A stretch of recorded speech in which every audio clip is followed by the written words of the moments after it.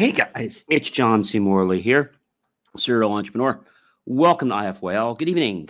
Whether you're here at 11:15 in the evening or 11:15 in the morning, I'm grateful that you're here. And we start off with a brand new master topic every single Saturday. We roll through the week and we finish up on a Friday. Thank you so much for being here. I really do appreciate that.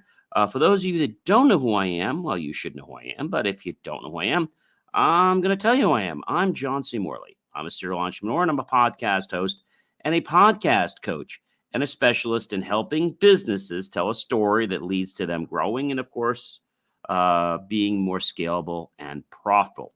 Now, I typically do work with companies that bring in 10 million or more, and they're very curious about knowing and passionate about their truth. They either know their story and they want to broadcast it out. In that case, I'll check that it is truth, or I'll help them find the story that is really their true truth and core. All right, guys, let's get right into the show. I know it is late. Our master topic for the week is, what is manifestation energy? We're on Series 3, Show 7, and the granular master topic for tonight is the OM experience. Series 3 means we're in the third year, Show 7, Episode 6. So what is the OM experience? Well, I'm talking about OM, or OHM. And the first thing I want to talk about is demystifying OM. So what is, if I had to ask you this, guys, what is an OM for meditation? And a lot of you are going to give me different answers. You could pronounce it OM. It's the first syllable is A, like home, as a prolonged aw, and the sound starts at the back of your throat. Home. And you'll start to feel it in your solar plexus, chest vibrating. Om, om. The second syllable is a Y, pronounced as oo, so it's om, om, om, om, om. So you gradually roll forward along your upper palate. Om, om, om. You'll feel your throat vibrate, and the third syllable is an M, pronounced as an M, like a om. With your front teeth gently touching, om, om, om, you'll start to feel the top of your mouth vibrate. Om, om, om. And the last syllable is the deep silence of the infinite. Om, om. We also call it a mantra. And people may, be asking the question of, well, this is interesting. But this comes to us from ancient wisdom. Yes. Why do we chant? Well, we chant for a lot of different reasons. Okay. There's a lot of reasons. So one thing is that when we chant, it helps us in a lot of different ways. So it could be, it's great for cardiovascular health. It's great for relieving stress, right? It improves the respiratory and cardiovascular health systems in our body. And so this is very important because this vibrational frequency is what I'm going to call it, because that's what it really is. It actually it has a lot of benefits. Okay, so there's a lot of let's say physical benefits. That's really true.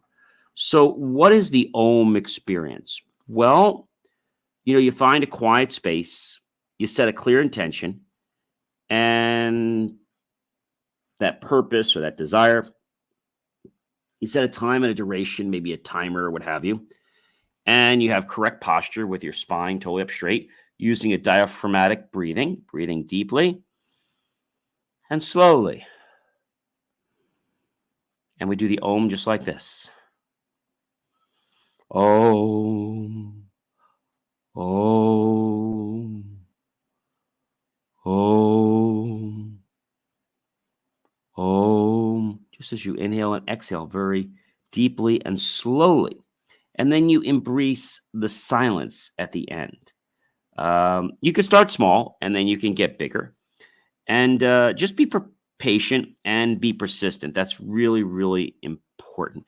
Now, when we think about an OM, There are lots. I mean, lots of different ohms. What's one of your favorite? Like, what is? People ask you something, John. What is your favorite ohm mantra? Well, there are a lot. There are a lot. So you can try this one. It's very easy. It's called Soham. Soham. Soham. Soham. Soham. Soham. So that basically means I am that. And with that being the universe. This is a little harder. Sotatanama. Sotatnama. Sotatnama. Sotatnama. Sotatnama. And what it means is birth, life, death, rebirth. Satanama, Satanama, Satanama. Of course, the easiest one, which we did before, is just the Om. Om, Om. It's the sound of the universe and the sound of creation. And it's related to the crown chakras in our body and our higher consciousness. Om is everything and nothing. And meditating on it can help you tap into the power as a creator. Om. Om. Here's a simple one, which is not really hard to say. It's just, I am love. I am love. You can even do ones that don't have to have that long. So you can have things like, I listen to my feelings. I'm enough. But you see the difference between a mantra and really like the ohms, because the ohms have that sound in them, right? They have that very powerful sound that gets your solar plexus to vibrate, the roof of your mouth to vibrate. And, when you think about a mantra, it becomes part of you. Let me say that again. It becomes part of you. So you have to realize that it's going to kind of sit within you. They also call Om a pravana, a sacred syllable, because it symbolizes Brahman and the essence of spiritual reality. So that's been with us. Now, spiritual reality, ladies and gentlemen, has been with us for, a long, long, long time. So this is something they did many years ago. We talked about the Om. There's another one called Ram. Soham is a popular one. Om Namah Shivaya. Om Namah Shivaya. So it's intended to call upon the highest pure self. Om Namah Shivaya. Om Namah Shivaya. It's called the 5 or 6 syllable mantra, and it contains at least 5 syllables. Namah Shivaya. Om Namah Shivaya. Om Namah Shivaya. Om Namah Shivaya, which can all have a variety of meanings, but the Om is the 6th syllable when added at the beginning. Om Namah Shivaya. So that's another one that you can do. You can do Guru Om. And Guru Om is a way of showing thanks and respect for one's guru. Guru Om. So, the Om Namah Shivaya is interesting. The Guru, Saham, Sriram. And I think when we do these things, we notice that our frequency in our body changes. We don't really know why it's happening, but we know that it has something to do with the mantra. And so we keep doing it because it makes us feel good, right? We always said that our body does things for 2 reasons, to avoid pain or to gain pleasure. So meditation with the Om or the Ahom is very worthwhile and can really add value to your life. A physics professor said, and I quote, Mashio Kaiko, the universe is a symphony of vibrating strings, close quote. So when we learn how to pronounce Om or different meditations, the benefits are priceless. We chant. Generally, you could do it in the morning, you could do it at night, but it's something that really helps center you. Okay? It helps center you, and it helps to get rid of all the loud chattering monkeys in your head, which unfortunately are going off. Now, people that do mantras like the Om are said to be monks, but you don't have to be religious in the sense of doing it for that purpose. You don't have to be that, but I think it's a great way of getting us to be present. Let's just take a moment and let's try this out. So let's do the Om for just a minute or so. Om, Om, Om, Om, Om, Om, Om,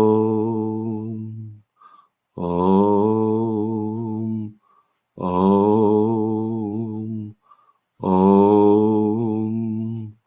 Om, Om, Om.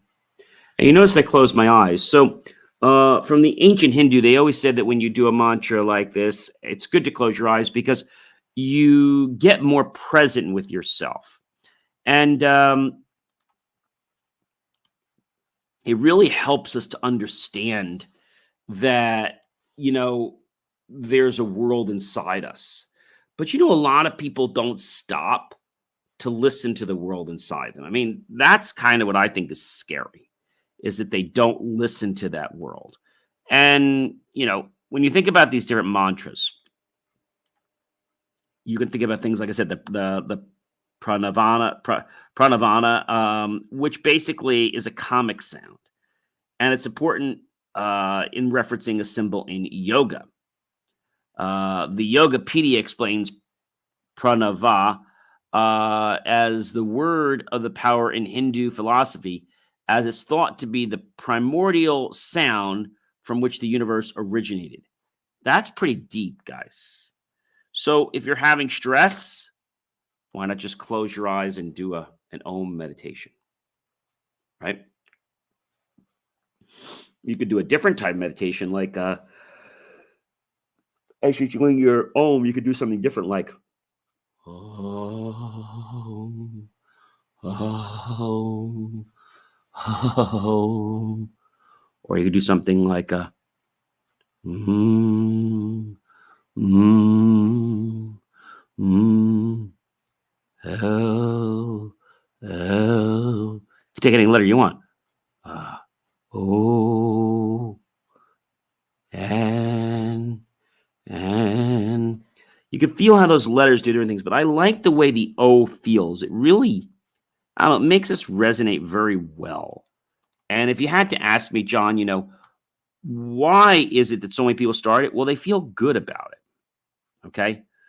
And, meditation has been around for a very, very long time. It actually started in, it's right around 5000 BC to 3300 BC. It was the ancient roots. And it was the oldest documented evidence of the practice of meditation as put forth on the wall of art in India. In 1500 BC, the Hindu meditation, the Vedas, contained the oldest written record of meditation. In 1000 BC, the Palestine, the Torah includes accounts of Isaac going to Lasok in a field. In the 6th and 5th century BC, the early Buddhists and Taoist meditation, the development of meditation in Taoist China and Buddhist India. So that's China and India now coming on board. Then from 3rd to 5th generation century AD, it was Egypt.